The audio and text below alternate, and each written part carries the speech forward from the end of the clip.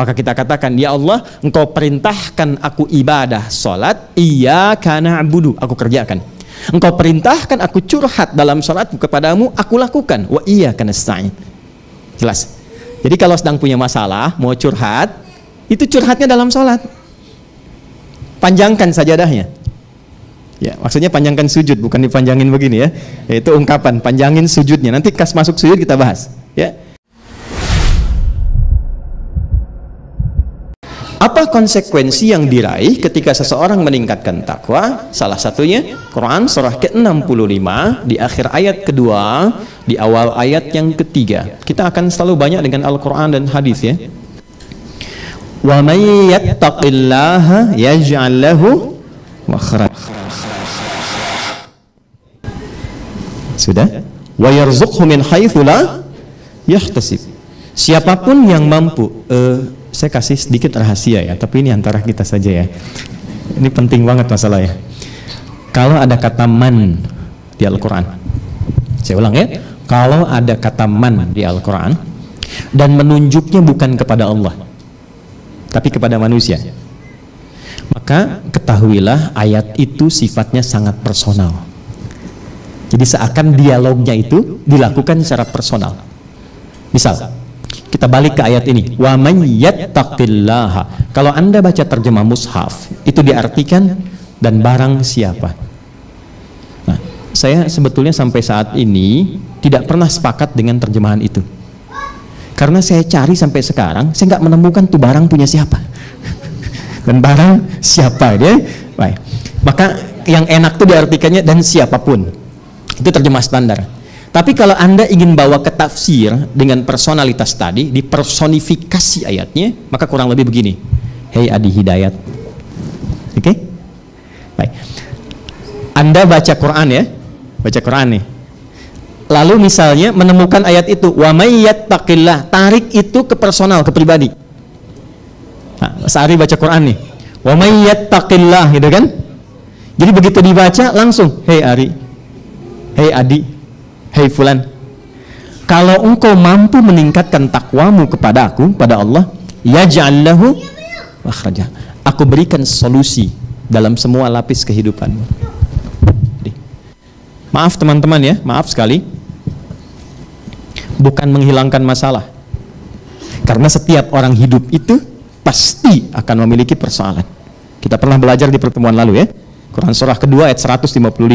Seorang yang hidup siapapun dia pasti akan diberikan ujian berupa masalah. Tidak ada orang hidup yang tidak punya masalah. Hidup berbanding lurus dengan masalah. Perhatikan baik-baik. Masalah ini aku berikan, kata Allah, bukan ingin membebani hambaku guna mendapat masalah, tapi ingin meningkatkan kualitas hidupnya sehingga meningkat lebih baik, dan peningkatan ini bisa digunakan untuk mengatasi kendala-kendala berikutnya. Oke, logikanya begini. Kalau ada anak SD masuk SMP nggak lewat ujian, bisa nggak? Nggak bisa. Dia mesti lewat ujian. Ujian itu diberikan bukan supaya anaknya bermasalah, bukan, tapi supaya menstimulus kemampuannya agar meningkat pengetahuannya, sehingga dengan peningkatan itu dia layak dinilai masuk step berikutnya.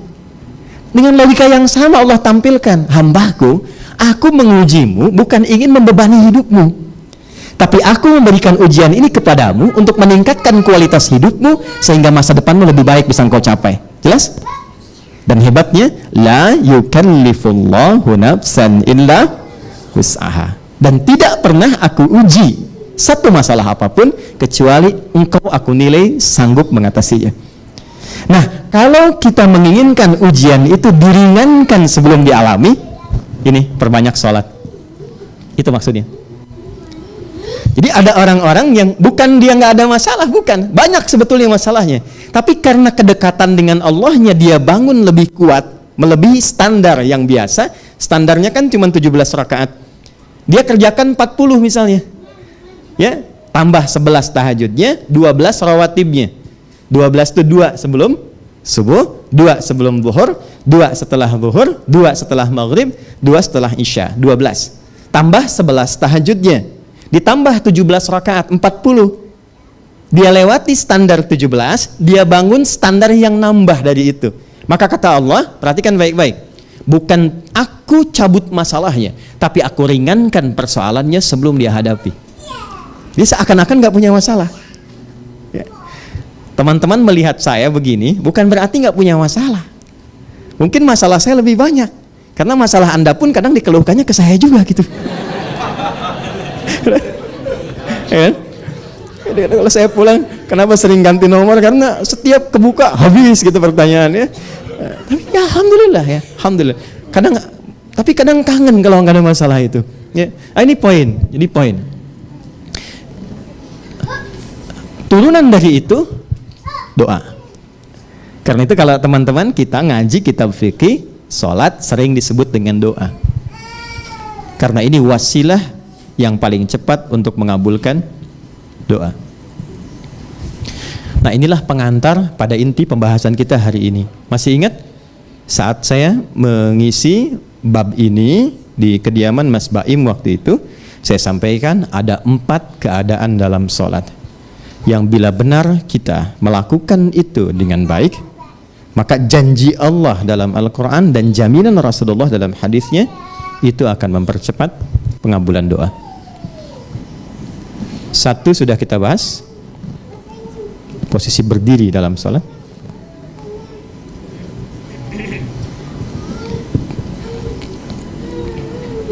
Sudah? Tolong kuncinya di highlight ya. Maaf ya, saya memulai bab ini dengan iman. Jadi timbangan ini ditimbangnya pakai iman. Kalau Anda nggak yakin, Anda nggak dapat. Tapi kalau kita yakin seoptimal mungkin, insya Allah itu bisa dapat. Berdasarkan pengalaman orang-orang yang pernah melakukannya dan diabadikan dalam Al-Quran. Ini contoh kasusnya Nabi Zakaria. Kemudian di Quran surah ketiga Ali Imran di ayat 38 sampai 39 dan dikonfirmasi untuk umat Nabi Muhammad di Quran surah kedua ayat 45 sampai 46 dan ditafsirkan oleh Nabi dengan Al-Fatihah. Ini sudah selesai saya bahas. Bagi yang ingin mendetilkan silahkan mereview kajian sebelumnya.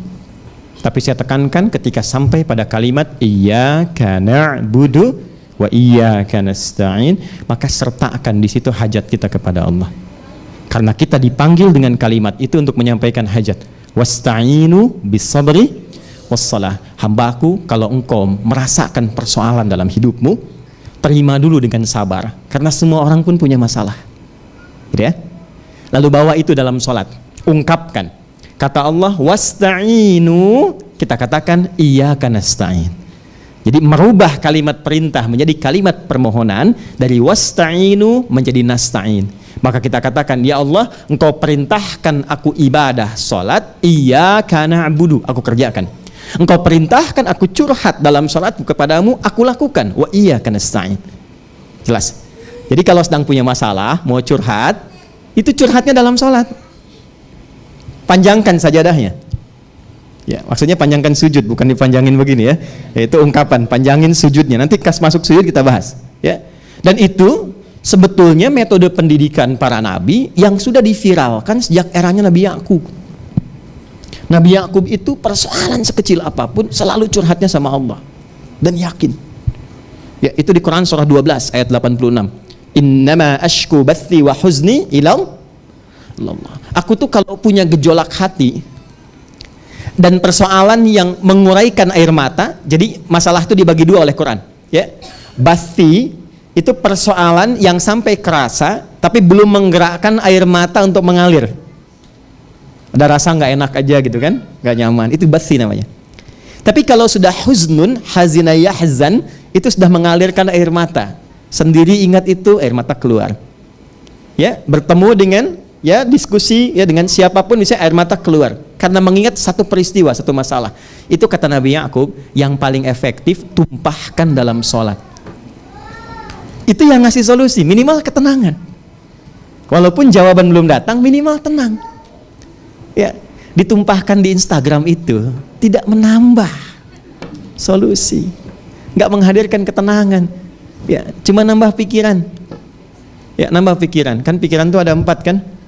Yang berpikir, yang sedikit berpikir, yang tidak berpikir, yang keempat yang pikiranen.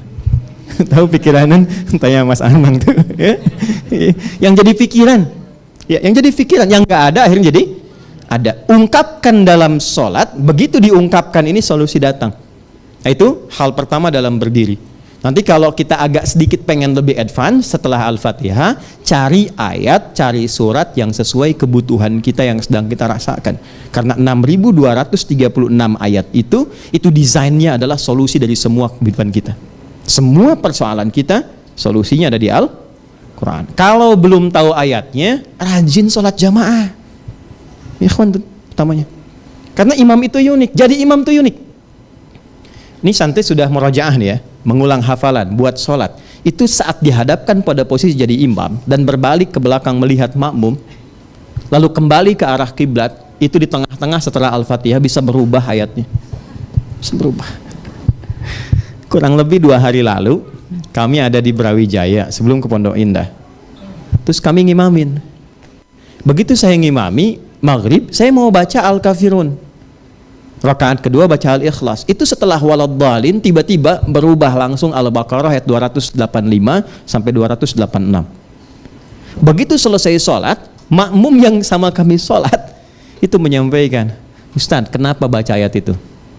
Saya bilang, saya tuh nggak tahu, pokoknya tabiatnya begitu. Begitu sudah sholat, kadang apa yang sedang kita siapkan bisa berubah di pertengahan. Tadi itu pokoknya baca ini. Tahu nggak Ustaz?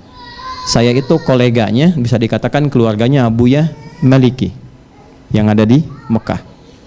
Kemudian saya dibawa ke Jeddah bertemu dengan salah seorang syekh yang sangat luar biasa. Saya nggak sebut nama lah ya.